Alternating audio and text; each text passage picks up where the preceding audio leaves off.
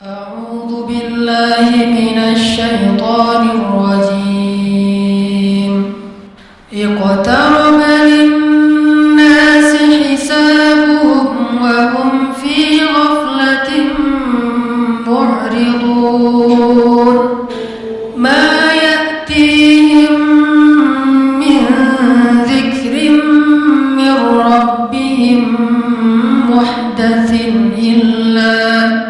إلا استمعوه وهم يلعبون لاهية قلوبهم وأسروا النجوى الذين ظلموا هل هذا إلا بشر مثلكم أفتأتون السحر وأنتم تبصرون. Sadaqallahul Azim.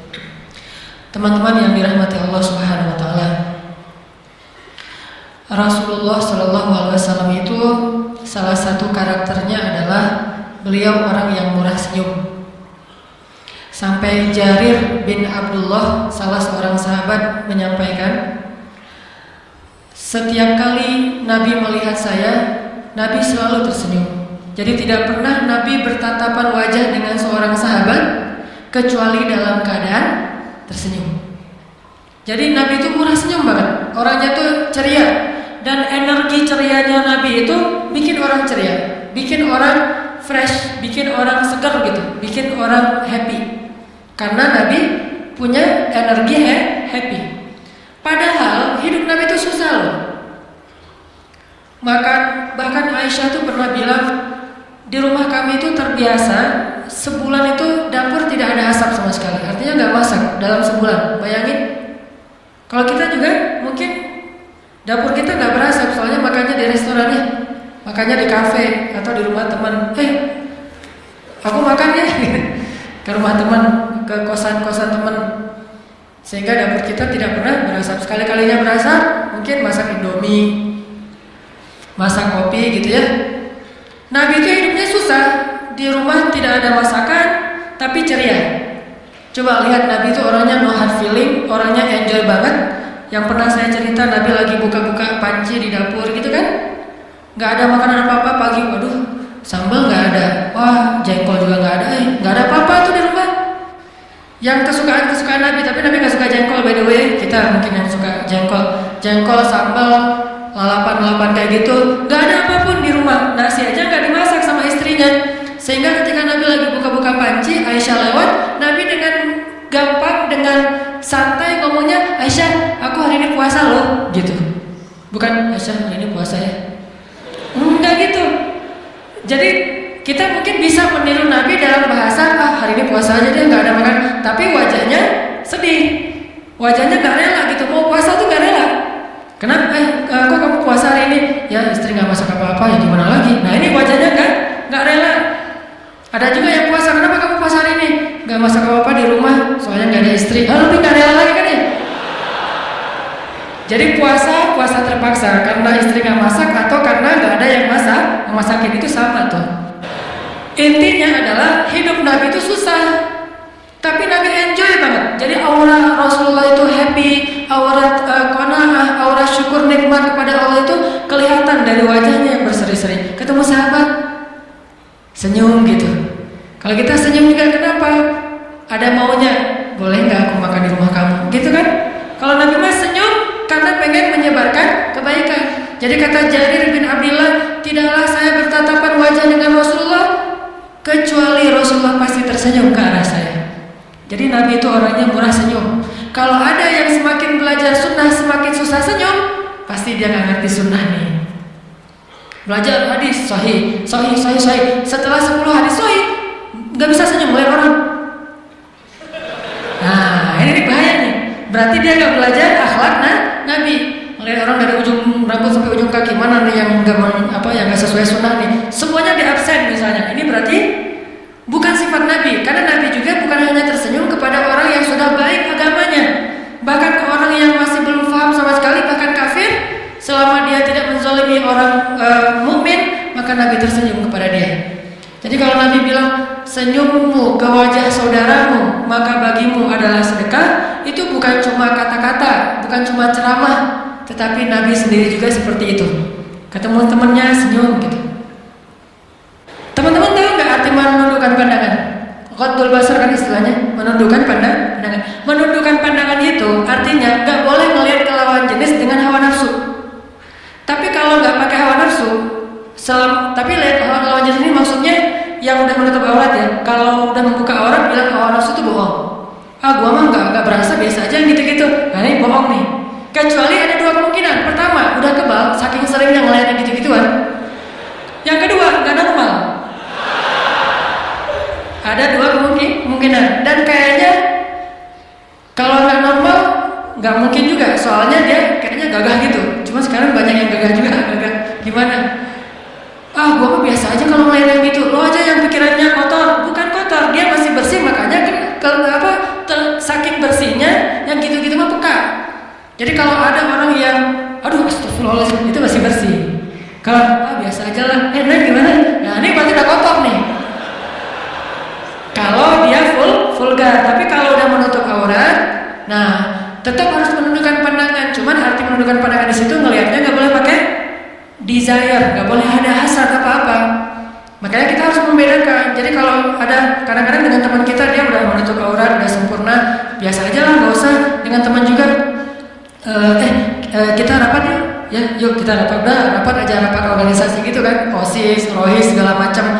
Udah aja yang satu duduk menghadap, daripada kita susah ngeliat bawah, udah kita menghadap sana satu ke sini satu. Udah aja rapat patong-tonggong gitu saling membelakangi kan ya. Waduh, rapatnya nggak seru banget tuh. Jadi ngomongnya sambil ngeliat ke tembok masing-masing. Bukan gitu-gitu amat juga ghaddul basar teh.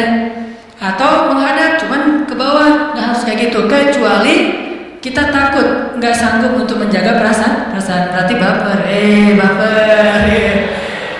Ngomong lihat ke bawah, baper ya, gitu kan?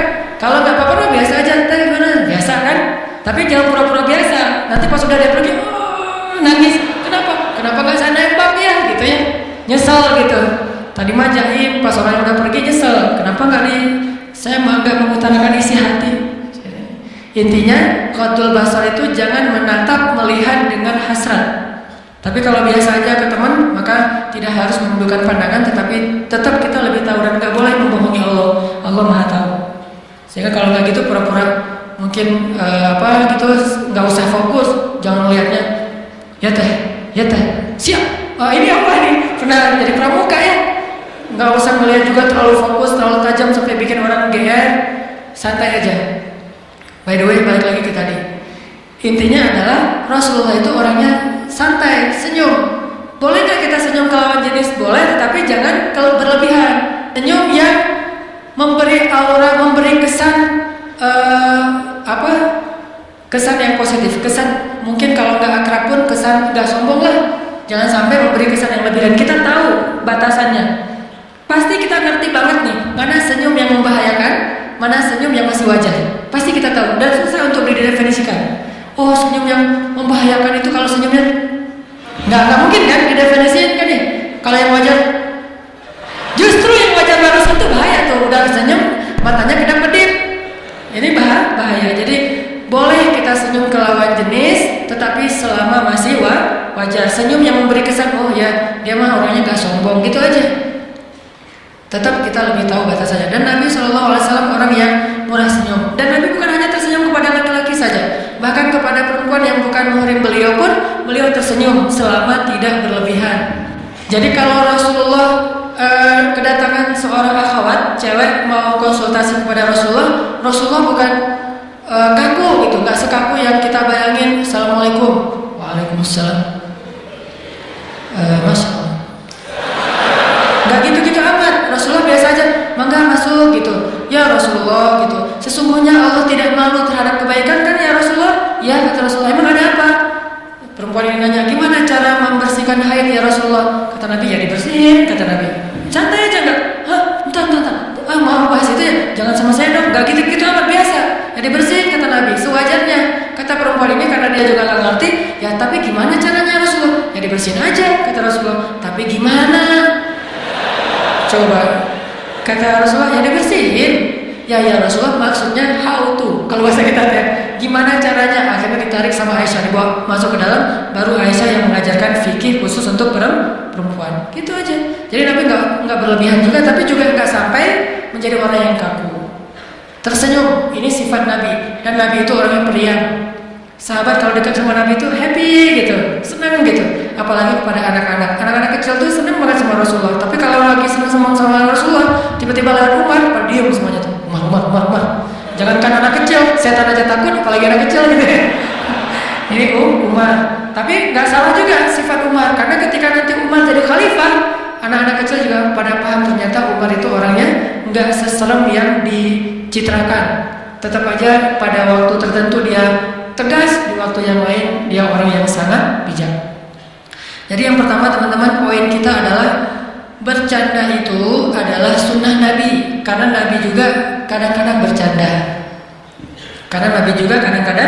bercanda. Pernah gini nih, ini contoh bercandanya Nabi, tapi intelek banget, pakai logika. Orang kalau nggak ngerti nggak akan ketawa. Jadi kalau nanti nggak ada yang ketawa, berarti nggak ngerti.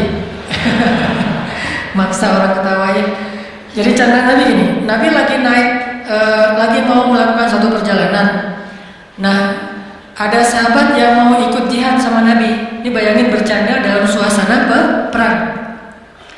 Kan Nabi suka ngumpulin kendaraan, onta segala macam buat para sahabat yang miskin yang gak punya kendaraan kayak mau pergi ke Tabuk gitu. Nah, waktu itu ada seorang laki-laki miskin dan dia badannya agak gemuk. Dia bilang gini, "Ihmil nih ya Rasulullah, bawain saya dong, atau beri saya tunggangan dong Rasulullah, saya pengen berjihad tapi nggak punya tunggangan." Kalau bahasa kita, cuman bahasa singkatnya, "Ihmil nih ya Rasulullah, bawa saya Rasulullah, bawa saya." Kata Nabi, "Ya, saya akan bawa kamu, tapi kami akan memberikan kamu anak onta." Kata Nabi, "Kami akan berikan kamu anak onta." Dia langsung, aduh gimana dong? Dia nggak bayangin nanti kalau perjalanan jauh naiknya anak onta, saya lebih gede daripada anak ontanya. Gimana dong? Kan kasihan anak ontanya. Kan ada adegan tuh, dua orang, ini yang di Al-Fulailah 1001 malam, ayah sama anak naik keledai kan. Terus orang bilang, aduh nggak berperi keledaian, orang keledai naikin berdua, aduh nggak kasihan sama hewan. Oh gitu ya. Akhirnya ayahnya turun, anaknya yang naik. Wah, anak kurang ajar nih, ayahnya biarin jalan kaki, dia naik keledai. Oh gitu ya. Akhirnya ayahnya naik, anaknya turun. Wah, ayahnya nggak sayang sama anak. Akhirnya dua-duanya turun. Wah, ada keledai nggak dinaikin. Salah aja ya. Nah, dia ngebayangin, duh, naik anak onta, sedangkan badan saya besar, perjalanan jauh. Ya Rasulullah gimana nih? Akhirnya Nabi tersenyum. Para sahabat yang lain yang pintar-pintar senyum. Akhirnya Nabi bilang apa? Bukankah setiap onta itu adalah anak onta? Ini candanya Rasulullah SAW. Bukankah setiap onta itu adalah anak onta? Walaupun udah dewasa, tetap aja anak onta. Oh gitu. Tawa semuanya. Ini mau berangkat jihad loh. Nabi sempet-sempetnya godain sahabat yang badannya besar, pengen dapat kendaraan. Nabi bilang, ya udah kami kasih untuk kamu anak onta. Ya Rasulullah, anak onta? Bukankah setiap onta itu anak onta? Pada ketawa semuanya. Ini candanya Rasulullah. Gak seserius yang kita bayangin. Tetapi kalau waktunya serius, Nabi paling serius. Waktunya nangis, Nabi yang paling menangis dan takut kepada Allah. Intinya harus balance. Sifat Nabi itu sangat tawazun, sangat balance, sangat istimewa, sempurna. Ini candaan Nabi yang pertama. Ada lagi candaan Nabi yang terkenal tuh, sama seorang nenek kan datang kepada Nabi, "Ya Rasulullah, doakanlah saya supaya masuk surga karena doamu mustajabah." Kata Nabi, "Tapi nggak ada perempuan, nggak ada nenek-nenek di dalam surga teh." Kata Nabi, "Gitu ya Rasulullah." Nabi nggak mau membiarkan dia lama-lama, ntar dia putus asa bunuh diri kan. Tapi nggak ada nenek-nenek seperti kamu di dalam surga, kata Nabi. Dan bahasa teks hadisnya, perempuan ini nangis. Ya Rasulullah, astagfirullahaladzim, kemana tuh ya Rasulullah? Gitu, nangis perempuan ini. Sebelum dia nangisnya gerung, Nabi langsung bilang, soalnya kamu nanti jadi gadis di surga. Wah, ketawa gitu. Kayak gitu. Dan itu nggak disebut menggoda nenek-nenek. Biasa aja gitu. Wah, Rasulullah godain nenek-nenek, nggak cukup dengan yang perawan. Nah, Rasulullah mah biasa dan nggak ada niat untuk ngegodain, nggak ada hasrat, nggak ada apa-apa. Tapi tetap Nabi pengen membahagiakan orang yang datang ke beliau. Nggak usah serius-serius amat. Lagi pula Nabi melihat orangnya, pasti nenek-nenek ini dekat sama Rasulullah. Makanya dengan Rasulullah bercanda. Kalau baru kenal langsung dicandain kan bahaya tuh. Wah, Rasulullah kayaknya ada hati ini sama saya. GR kan? Daripada si nenek-nenek GR kan kasihan. Udah nenek-nenek GR pula. Jadi dia tadi mungkin masih ada waktu seminggu lagi hidup, jadi tinggal sehari lagi gara-gara kegeeran dan gak kecapean. Ternyata Rasulullah gak gitu-gitu amat. Dia cerita ke temannya, Rasulullah tadi candain gua loh, gitu. Gitu, emangnya kenapa? Kalau dicandain Rasulullah, ya kan jarang Rasulullah godain candain cewek. Saya dicandain sama Rasulullah. Nah, kayaknya nih Rasulullah ada hasrat, kegeeran dan segala macam kan kasihan. Makanya Nabi tahu nih nenek-nenek ini orang yang dekat dengan beliau. Yang laki-laki tadi mungkin dekat dengan beliau. Jangan ketemu orang candain, kasihan. Gak semua orang boleh dicandain. Makanya Nabi juga termasuk orang yang kadang bercanda tetapi tidak berlebihan, sehingga bisa kita simpulkan bercanda itu adalah sunnah Nabi. Pada dasarnya ya, bercanda itu adalah sunnah Nabi. Orang Islam itu harus serius, tetapi bukan berarti kaku. Kadang juga bercanda. Tapi walaupun dia sunnah Nabi, teman-teman, ada nggak sih etika-etika bercanda yang membuat kita tidak melanggar syariat, tetap berpahala? Kalaupun tidak berpahala, minimal tidak nambah dosa. Ada, Nabi mengajarkannya, dan dalam beberapa cerita juga bisa kita simpulkan. Pertama, bercanda juga harus pakai niat. Ternyata ya, niatnya harus benar dulu. Apa niat yang benar kalau bercanda? Kira-kira apa? Nawaitu bercanda, harus gitu? Enggak kan ya? Enggak harus dipakai nawaitu kalau mau bercanda teh. Tar dulu, belum niat, niat dulu, baru canda gitu. Kita mau ngobrol sama teman lagi nongkrong gitu, mau harai, mau ngacapruk nggak jelas gitu kan, tar dulu ya, nawaitu ngacapruk gitu kan, nggak ada niatnya kayak gitu ya. Jadi maksud niat di sini adalah kita bercanda itu untuk membahagiakan hati orang lain. Karena Nabi bilang amal yang paling disukai Allah itu adalah sururun tudkhiluhu fi qulubil mu'min, membahagiakan hati seorang mukmin.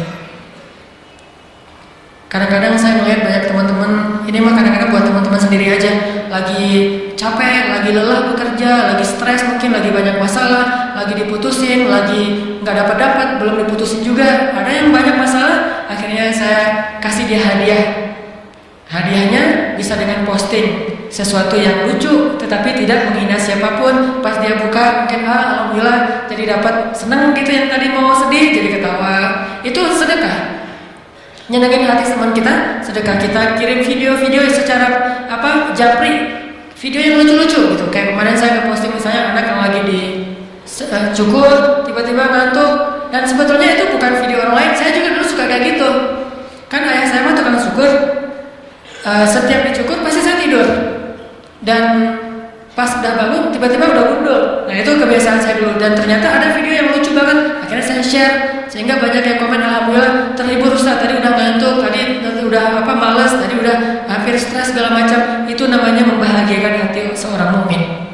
Tetapi dengan syarat jangan bercanda kecuali sesuatu yang masih positif. Jangan sampai menjatuhkan kehormatan orang lain. Makanya kalau kita bilang ada pertama dalam bercanda itu niatnya dilurusin dulu, pengen ngebahagiain hati teman. Bercanda dengan istri, lihat capek hari ini istri, candain. Tapi mencandai istri lebih gampang daripada mencandai teman. Kalau bercandain teman ada batasan-batasan, takutnya dia tersinggung. Kalau istri hampir tidak ada batasan, hampir tidak ada batasan. Ya, nggak tahu ya nanti.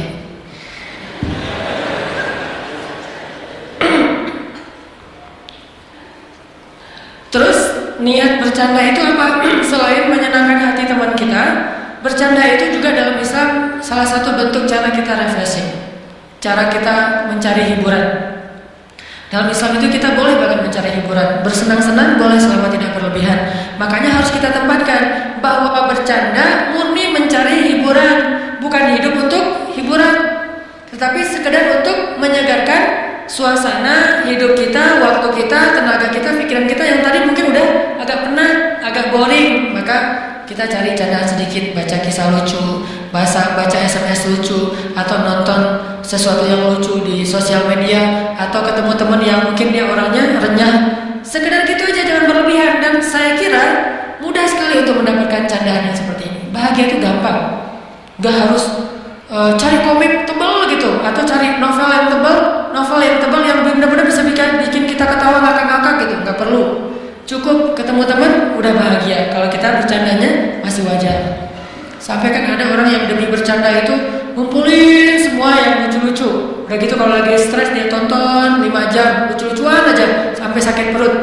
Ketahuilah kata para sahabat, aku belum pernah melihat Nabi tertawa terbahak-bahak. Belum pernah melihat Nabi tertawa terbahak-bahak sampai kelihatan langit-langit di dalam mulutnya. Nggak pernah. Nabi kalau ketawa wajar atau tersenyum, tapi bahagia. Ada orang yang kalau belum terpingkal-pingkal belum bahagia, harus terpingkal-pingkal. Justru kalau kayak gitu berarti hidupnya susah. Memberi banyak syarat untuk bahagia, harus terpingkal-pingkal, harus keluar air mata, harus sampai sesak nafas, habis bercanda. Kenapa kamu teh? Ya ketawanya terlalu keras, jadinya akhirnya sesak nafas.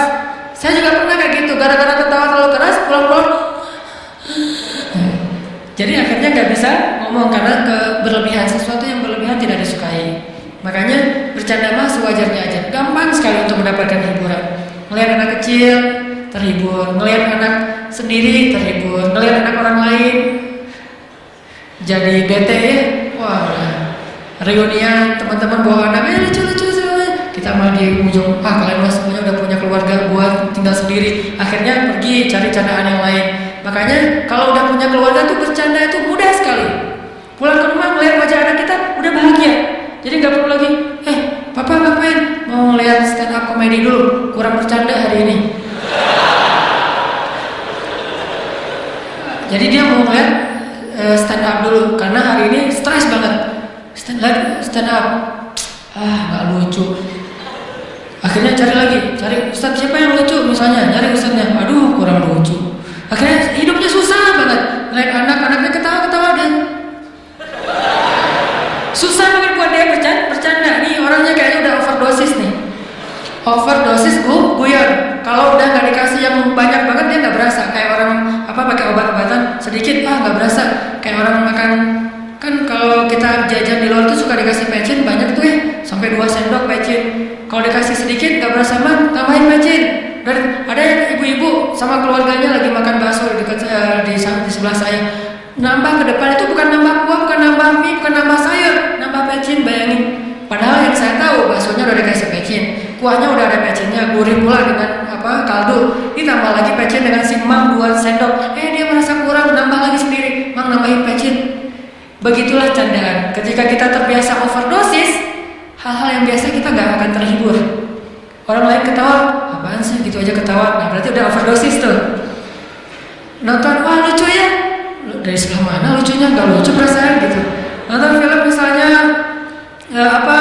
cek toko sebelah gitu, nggak lucu, biasa aja. Nah berarti udah overdosis. Ya gitu deh. Lucu nggak sih?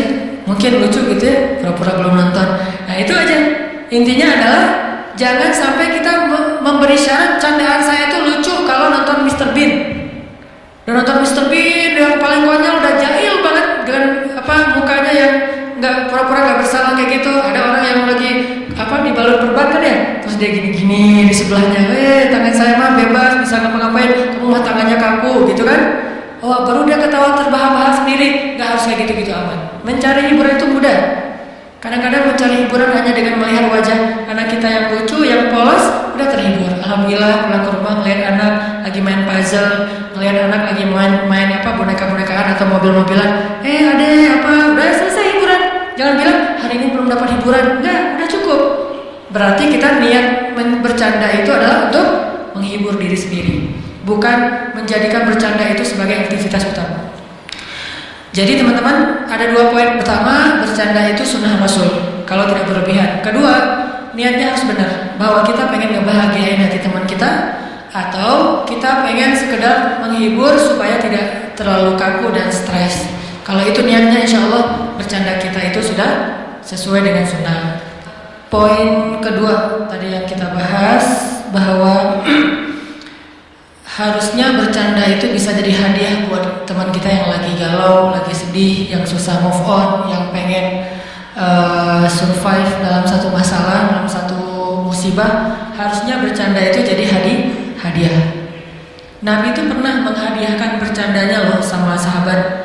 Nama sahabat itu kalau nggak salah Zahid. Jadi Nabi pernah ceritanya Zahid lagi belanja di pasar. Bukan lagi belanja, lagi bantuin tuannya belanja di pasar. Zahid ini kebetulan budak. Budak yang harganya sangat murah. Tapi dia orangnya solih, namanya aja Zahid, sangat zuhud. Sedangkan nilai dia di mata orang-orang Arab pada masa itu murah karena dia lemah, bukan budak yang bisa diharapin buat gantiin tuannya berperang. Karena orang dulu mah kalau nggak bisa berperang pakai budak. Sama kayak sekarang misalnya nggak bisa ngeronda, pakai siapa gitu, bayarin gitu ya untuk ngeronda. Dulu mah nggak bisa berperang antar suku, pakai budak dibayar. Atau pakai budaknya sendiri yang memang kuat. Zahid mah nggak bisa dipakai untuk berperang, nggak bisa pakai untuk ngegembalain apa-apa, cuma pembantu biasa aja. Kalau ke pasar dipakai di rumah, jadi murah harganya. Suatu hari ketika Zahid sedang di pasar, Nabi datang dari belakang melukin Zahid. Jadi meluknya meluk teman gitu ya, kayak sahabatan gitu. Jadi jangan suzon ya, melukin teman gitu, dipeluk sama Rasulullah. Kan bahagia banget tuh dapat pelukan dari Rasulullah. Bayangin, ada seorang soleh banget, idola banget, keren banget, dicintai di langit, di bumi, semua makhluk mencintainya, meluk kita dari belakang, dan pelukan dia itu pelukan surga. Allah aja cinta kepada laki-laki ini, apalagi seluruh makhluk Allah SWT. Dipeluk sama Rasulullah itu anugerah yang luar biasa. Didoain, dipeluk, dicandain, disenyumin. Dapat senyum Rasulullah itu kalau nggak GR itu ada yang kelainan tuh. Harus GR kalau disenyumin sama Rasulullah, karena itu bahagia banget, anugerah banget. Dipeluk sama Rasulullah dari belakang. Setelah dipeluk, Nabi bilang, ada yang mau beli budak ini? Kata Nabi ke orang-orang di pasar. Wahai orang-orang Arab, ada yang pengen beli budak ini? Zahid bilang, kan orang pas Nabi bilang gitu ngeliatin, ada apa? Oh, budak itu, gak jadi deh, gitu. Jadi gak ada yang mau beli Zahid. Akhirnya Zahid bilang, Rasulullah, gak ada lah yang mau beli saya, siapa juga ada, saya mah kan orangnya, saya mah apa tuh Rasulullah gitu kan. Dia gak pede gitu, dia bilang, gak ada yang mau beli saya Rasulullah, saya ini murahan dan segala macam. Dia orangnya agak minder gitu, agak rendah diri. Rasulullah sama orangnya murahan segala macam.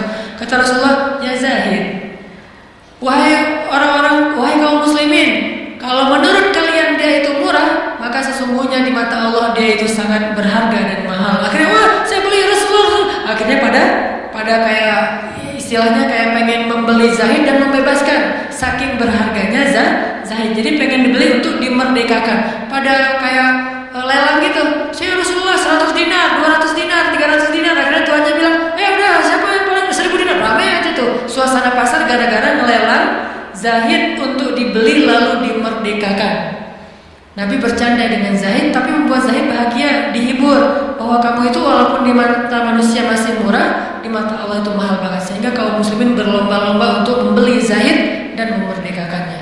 Ini cara Nabi bercanda dengan sahabat. Harusnya candaan kita tuh jadi hadiah. Kalau kita nggak bisa kasih hadiah yang sifatnya materi, kasihlah hadiah dalam bentuk sesuatu yang sururun, menyenangkan hati. Itu canda yang jannah, berpahala di sisi Allah SWT. Bahkan bukan cuma berpahala teman-teman, ahabbul amal ilallah, amal yang paling disukai Allah. Salah satu amal sunnah yang paling disukai Allah itu bercanda yang menyenangkan hati orang lain. Itu poin kedua ya, canda diniatkan untuk hadiah untuk saudara kita atau teman kita. Apalagi yang sedang dapat musibah, tapi jangan berlebihan. Ada orang musibahnya misalnya kematian gitu, kita candain gitu, mati ya, semua kita juga bakal mati kok gitu, apa, gak usah gitu-gitu amat. Apalagi kalau datang kepada kematian nanya, matinya kenapa, tragis ya gitu.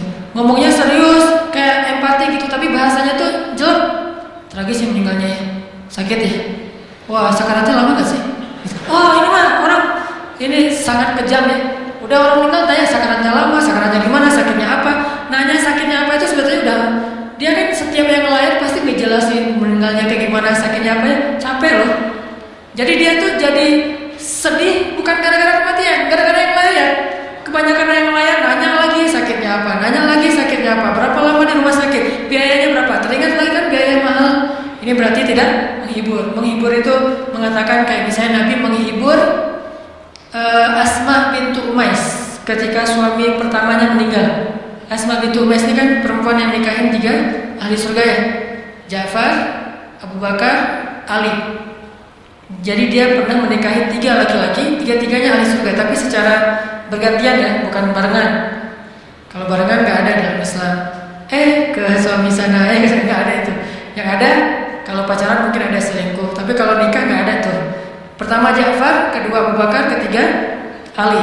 Nah ketika Ja'far meninggal, Asma bintu Umais sedih karena dia cinta banget sama Ja'far, dan Ja'far itu first love-nya dia. Walaupun bukan endless love, ada nanti Abu Bakar, ada Ali, tapi first love lah. Dan ketika Nabi datang, Nabi menghibur Asma. Asma, kenapa menangis? Ya Rasulullah, perempuan mana yang tidak menangis ditinggalkan oleh suami seperti Ja'far, kata Asma. Ya Asma, kata Rasulullah, tahukah kamu bahwa keadaan Ja'far lebih baik daripada kita sekarang? Dia telah diberikan 2 sayap oleh Allah di dalam surga, dan aku melihat Ja'far sedang terbang mengelilingi taman-taman surga. Barulah Asma tersenyum. Alhamdulillah yang sudah memberikan kenikmatan bagi Ja'far, sehingga akhirnya Asma tidak bersedih, malah bahagia. Yang tadinya takziah jadi tahniah. Yang tadinya orang datang untuk menghibur Asma, sekarang malah selamat ya Asma, selamat ya Asma, punya suami yang ahli surga syahid. Ini namanya hiburan, candaan tapi hadiah. Nabi pintar banget gitu-gituin sahabatnya, dihibur aja. Termasuk ada sahabat yang misalnya yang kayak dulu cerita yang Julaibib, dihibur aja. Pokoknya Nabi itu selalu menyemangati orang dengan candaannya. Ini poin kedua ya. Jadi kalau